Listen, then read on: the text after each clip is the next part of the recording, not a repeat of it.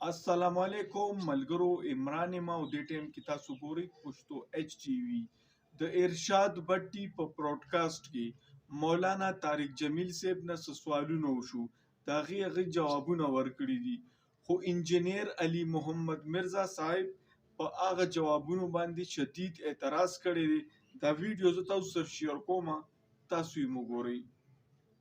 فضائل مال کے جب سارے حوالے ایک ہی سانس میں بھٹی صاحب نے بیان کیے تو ان کے جواب میں اینڈ پہ طارق جمیل صاحب حفظہ اللہ تعالی نے کہا کہ یہ ساری فضول باتیں ہیں، مجھ سے آپ یہ چیزیں ڈسکس نہ کریں، مجھ سے میرے متعلق پوچھیں.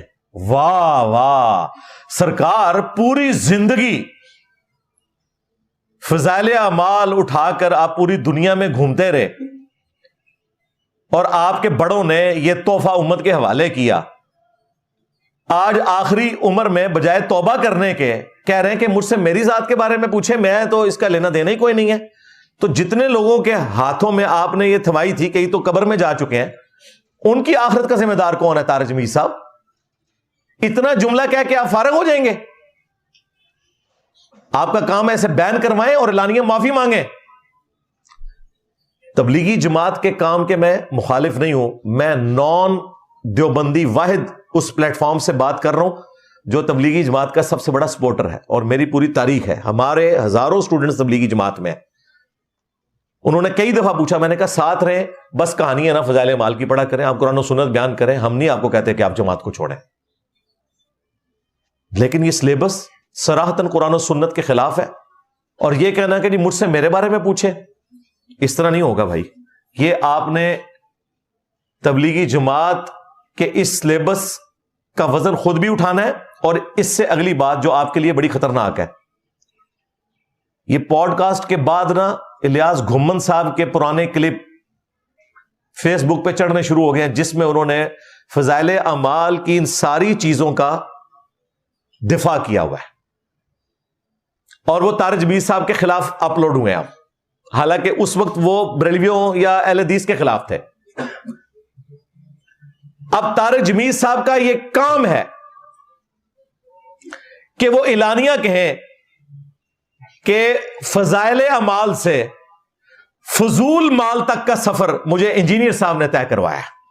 ظاہر ہے فضائل اعمال نہیں، اب وہ کہہ رہے ہیں فضول مال ہے، کہتے ہیں فضول بات ہے، چھوڑیں اس کو. اب دنیا میں کون سی تبدیلی آئی ہے کہ آپ کو پتا چل گیا 75 سال کی عمر میں کہ یہ فضول مال ہے، فضائل مال نہیں ہے. اب آپ کا فرض بنتا ہے کہ اس سے توبہ کریں، سب کو توبہ کروائیں، اس پہ پابندی لگوائیں، اور اس سے بڑھ کر وہ تمام علماء جو اس کا دفاع کر رہے ہیں ان کے اوپر گمراہی کے فتوے تھے. مجھے تو انہوں نے کہا نا گمراہ ہے، حالانکہ جس نے غلطی ہائی لائٹ کی ہے اس کا تو شکر گزار ہونا چاہیے تھا، اسے کہہ رہے ہیں گمراہ ہے، اور جو غلطی نکلی ہے جہاں پہ وہ کہہ رہے ہیں غلط ہے، میری کوئی ذمہ داری نہیں ہے. لہٰذا اب جو لوگ، خواہ وہ الیاس گھمن صاحب ہوں، تقی عثمانی صاحب ہوں، طارق مسعود صاحب ہوں، جہاں جہاں فضائل اعمال کا دفاع کریں گے ان سب کو آپ نے کہنا ہے یہ سب کے سب بدتمیز ہیں، گمراہی پھیلا رہے ہیں، اور یہ دین کے دائی نہیں ہو سکتے. مجھے انہوں نے کہا دین کا دائی نہیں ہو سکتا. ہاں، پولیٹیکل لیڈر جو ہے سچا ہے، مومن ہے، شاہ رخ خان سچا ہے، مومن ہے، عامر خان سچا ہے، مومن ہے، انجینئر صاحب ہی جو ہے گمراہی پھیلا رہے ہیں، جن کی وجہ سے آپ کو 75 سال کی عمر میں پتا چلا کہ یہ فضائل اعمال نہیں ہے، فضول مال ہے. وہ مومن نہیں ہے، باقی ساری مومن ہے. تو میرا خیال ہے لوگوں کو بات سمجھ آ گئی ہے کہ گل وچ کوئی اور ہے. اور جس طرح ایک پولیٹیکل جماعت نے بھی ایک رخ بدلنے کے لیے، اپنے سے فوکس ہٹانے کے لیے ایک جو ہے وہ چوہا چھوڑ دیا، اور وہ اس بندے کے سامنے چھوڑا کہ جو بندہ پرانے بڑے بڑے چوہے ہڑپ کر گیا، تسی تے آئی برگر ہو، ٹھیک ہے. اس طرح انہوں نے بھی ان باتوں کے جوابات نہیں تھے تو انہوں نے اس قسم کے جملے بولنے شروع کر دیے. اللہ کا شکر ہے میرے بارے میں یہ نہیں کہہ سکتے داڑھی پوری نہیں ہے، ننگے سر آتا ہے، زلفیں نہیں رکھی ہوئی ہیں، کالر والی قمیض پہنتا ہے، ٹھیک ہے جی، کرتا نہیں پہنتا. یہ سارے کا سارا یہ میں نے گیٹ اپ اس لیے اڈاپٹ کیا ہے کہ مولویوں کے پاس اپنے بڑے بھائی یعنی کہ شیطان اس کا سب سے بڑا یہ بہانہ نہ ہو کہ اس کی تو شکل ہی مسلمانوں والی نہیں ہے. مجھے کوئی شوق نہیں آتا کہ میں پگڑی میں ہمیشہ درس دوں. میں ایسے کوئی فرض نہیں سمجھتا. سنت ہے، افضل کام ہے. ننگے سر بھی خطبہ دیا جا سکتا ہے. نبی علیہ السلام نے حج کا خطبہ ننگے سر ہی دیا ہے. ٹوپی بھی پہنی جا سکتی ہے. لیکن یہ میں نے سب کچھ اڈاپٹ اس لیے کیا کہ ان کے پاس جو ایک کمزور سا ایک بہانہ جو ہر وقت موجود ہوتا ہے کہ اس کی داڑھی پوری نہیں، اس کی تو شکل ہی دیکھ لیں مولویوں والی نہیں ہے. ڈاکٹر ذاکر نائک کو یہی کچھ ہی کہتے ہیں نا. ویسے تو اس سے دوستی کر لی ہے، اس کی اب ٹائی بھی بھول گئے ہیں. ٹھیک ہے، ہمارے نزدیک تو ٹائی جائز ہے. ان کے علماء نے فتوے دیے ہوئے تھے کہ ٹائی جو ہے وہ عیسائیوں کا نشان ہے، کرسچنز کا. تو اللہ کا شکر ہے کہ ہمارے بکس کے اندر کافی سارے معاملات ان کے حل ہو گئے ہیں.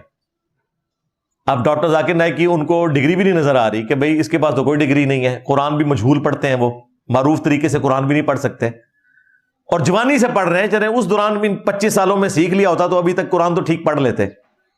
مجہول سے مراد یعنی عربی لنگوسٹک کے سٹائل میں نہیں پڑھتے. ایک ہے نا کبھی کبھار غلطی ہو جانا، وہ الگ بات ہے، وہ تو امام کعبہ سے بھی غلطیاں ہوئی ہوئی ہیں، لیکن پڑھنا ہی مجہول.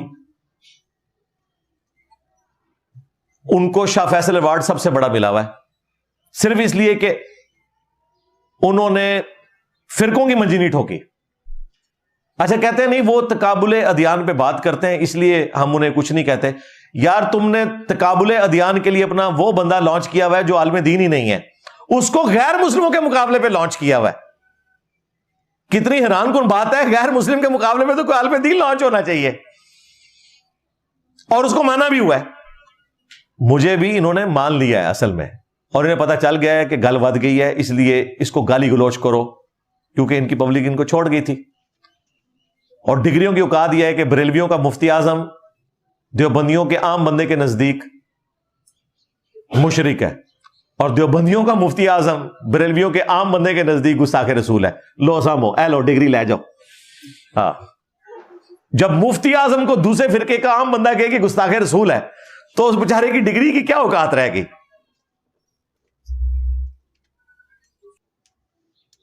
دا ویډیو تاسو وکتله، دې کې تاسو د محمد انجینیر علي مرزا صاحب چې کوم د طارق جمیل صاحب پروډکاسټ او ارشاد بټي سره او د هغې په کوم سوالونو باندې او په کوم سوالونو ته ارشاد بټي کړي او مولانا طارق جمیل صاحب د جواب ورکړو، نو انجینیر علي مرزا صاحب په یې باندې اعتراض کړی. دا ویډیو ما تاسو سره شیر کا.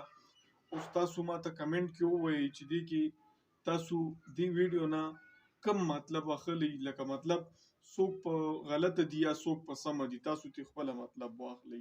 ډېره مننه.